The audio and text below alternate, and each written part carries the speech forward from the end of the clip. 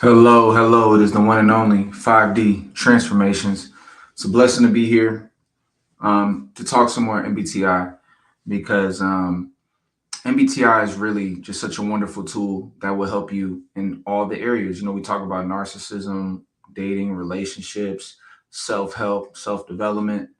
And so MBTI is a gateway and honestly an amazing, powerful tool to deal with all of those elements. So in this case, we're going to start talking about the dark side of each type.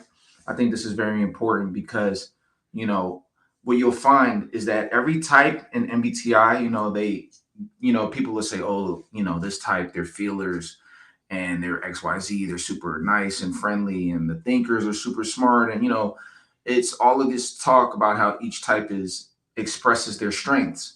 But what you'll find is when each type is going through difficult times or when their ego is feels threatened, right? These types, all every single personality type has their own defense mechanism and their own ways of being stubborn and being uncooperative and selfish and just a bunch of different elements. And I want this is good though because everyone has a shadow side.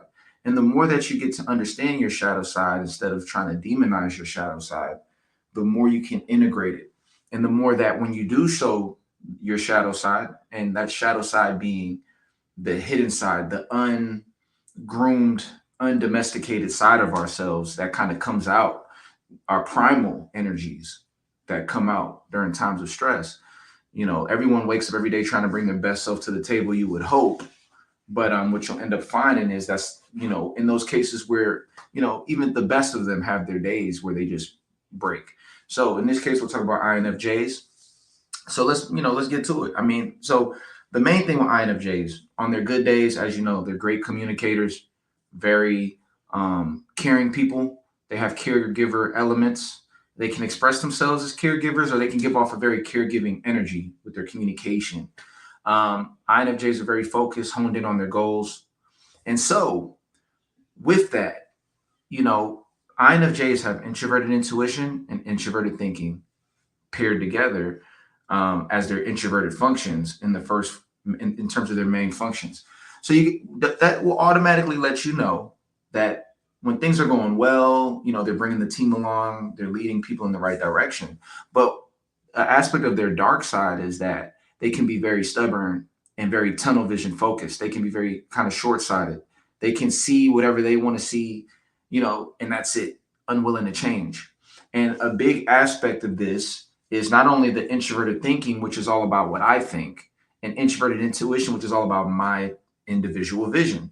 So, on one level, that's already can present problems when, it comes to looking at other perspectives, the other person's position. Is I've noticed that INFJs, if they don't view you at a certain level of importance, they could easily just write somebody off and just be like, screw him. Like I've seen scenarios where INFJs, if you don't, because INFJs have extroverted sensing, so a big part of an extroverted feeling, a big way of how they deal with extroversion is by seeing people in real time, seeing how they look, how they communicate, which is extroverted feeling. If they see a guy that's dressed very well, communicates well, looks like a trusting person, they'll be more likely to have faith in that person. Whereas if someone they might be really smart or whatever, but if they're presented a certain way, they're looking dusty and they're a little zany, that'd turn the INFJ off, right? So on one level, if they don't view you as if you don't look a certain way or come off a certain way as presentable to the group and trustworthy, like looking like that, they can very much judge you and not value your perspective at all and just go with whatever they think. Or if they have heard things about you or view you as from a low perspective, they will just write you off altogether and move forward. Because introverted intuition is all about moving forward. So because of that, on one level, that's what they can do. But on another level, let's look at their weaker functions, right? If you want to look at your strong functions, right? Because there's 8 functions that we all utilize, just 8. And depending how they're positioned, determines your type.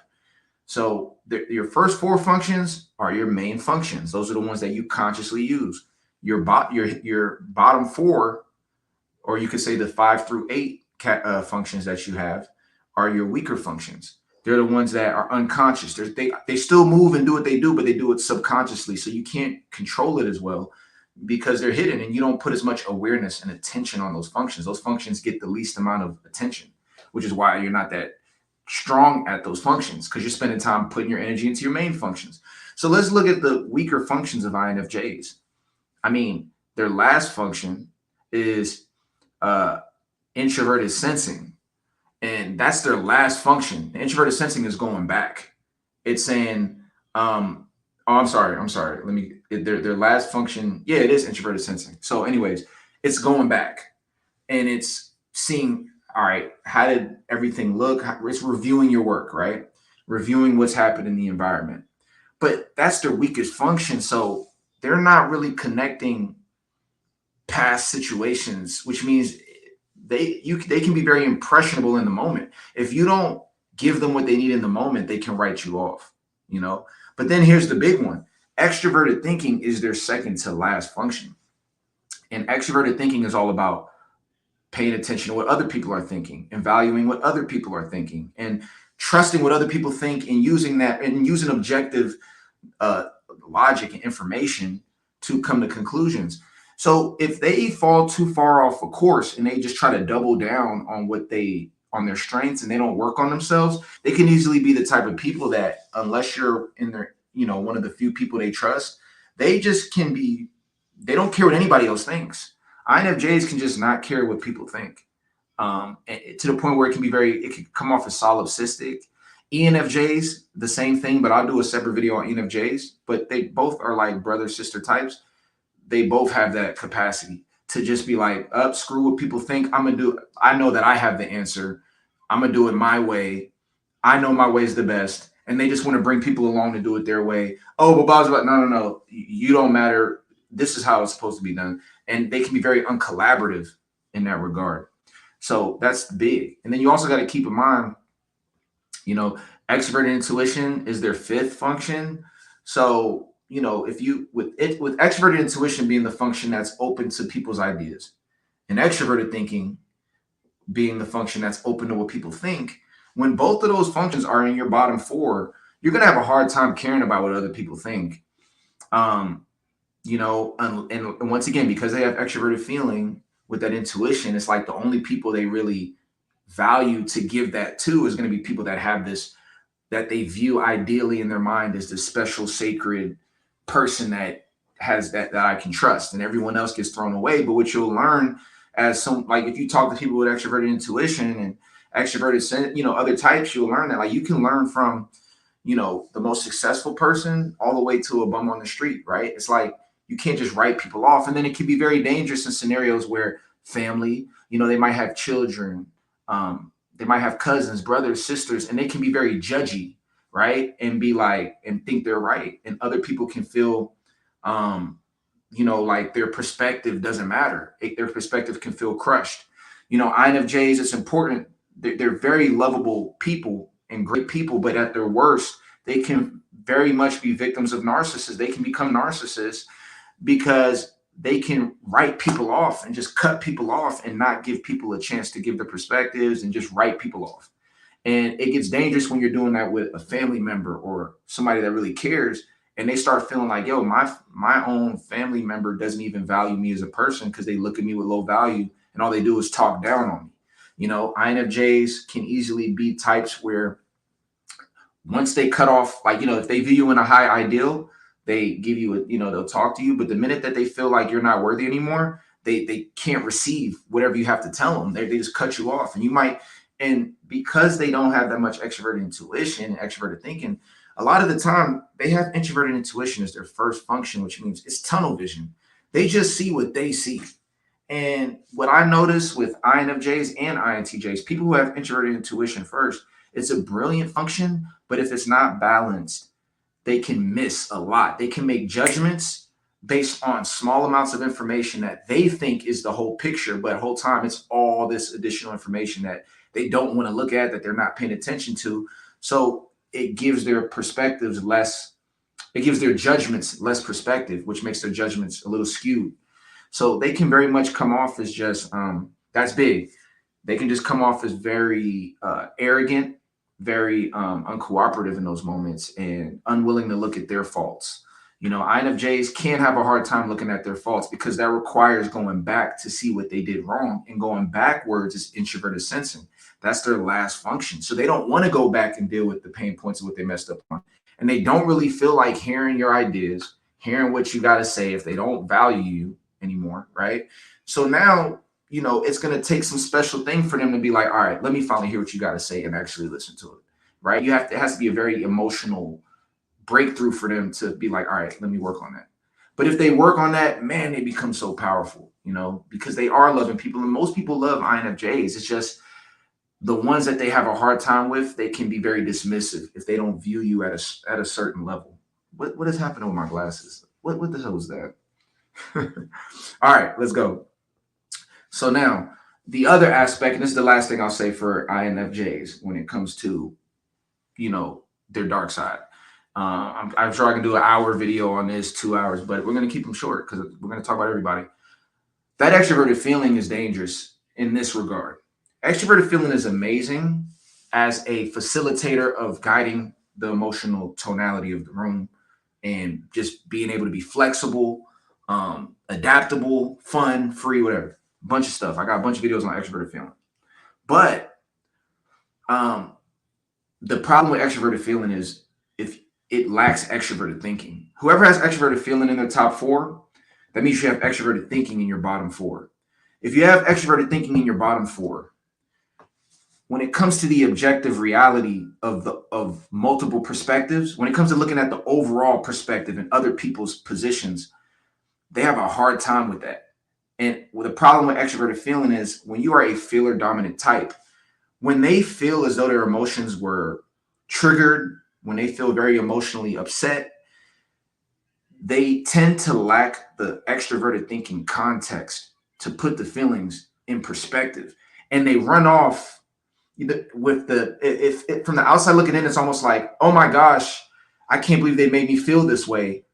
They're so evil and horrible. And oh my gosh, I can't believe they did that. And I'm writing them off. And and it's like the person can be like, well, but you're not looking at it objectively, like, XYZ happened and this is the reason why I did it that way. And you should look at, they don't want to hear none of that extroverted thinking that puts everything in perspective.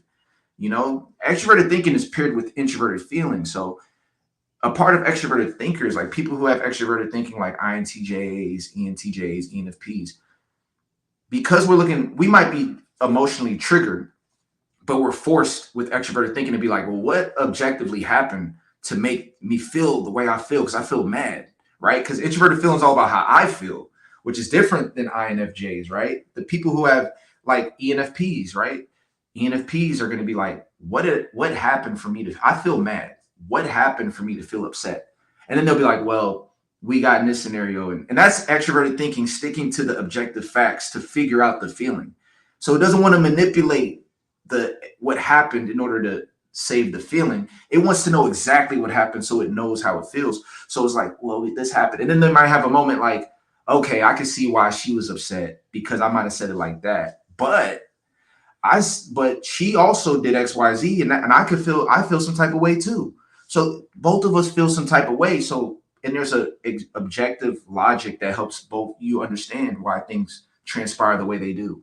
When you have extroverted thinking as a last function or a second to last function, or even when it's your third to last function, you don't feel like you are not going to deal with the logic as to why you feel the way you feel. You're just going to be upset and you're going to run with that feeling. And you're going to try to go forward and try to do something to forget about it and to be like, screw that person. I'm not dealing with them. I don't appreciate what they did. Screw them forever, whatever. Like, I'm not even going to deal with what happened. And when you do that a bunch of times, you keep missing the lesson as to why things transpire. And you can very much end up being very much in like a victim mentality because, you're so upset about how people emotionally triggered you, but you never took the time to go back and look at why things were. And if you look back, you might find out that you played a part in that. And when you look back, you might find out that you didn't really open your perspective to what the other person was going through. And you might find out that you came off being very much closed-minded and only going with what you think. and you didn't want to hear the other person's position because to you that was invalidating your feelings. But what you don't realize is that you're invalidating their feelings simultaneously by ignoring the objective, facts of what happened, or only caring about the things that happen to you. So that's where INFJs can be very much like selfish and like, you know, very much dismissive. So for all my INFJs out there, this is great for you to hear this video because you have an opportunity to work on these things and to balance it. And what you'll find, and I'm sure as you watch this video, look back at the people you got in arguments with that you cut off, that and try to just practice a little bit, especially if it's somebody important to you that you might have had a fallout with or whatever. Try to figure out like, dang, I kind of see where I was closed minded. I kind of see where I didn't want to hear the objective logic and hear their position. I kind of can see where I dismiss people and I can come off a little rude and arrogant. And those things are going to make you so powerful because, like I said, people already like INFJs, like arrogant or not, you know, INFJs are like, they're just like, they're very warming people.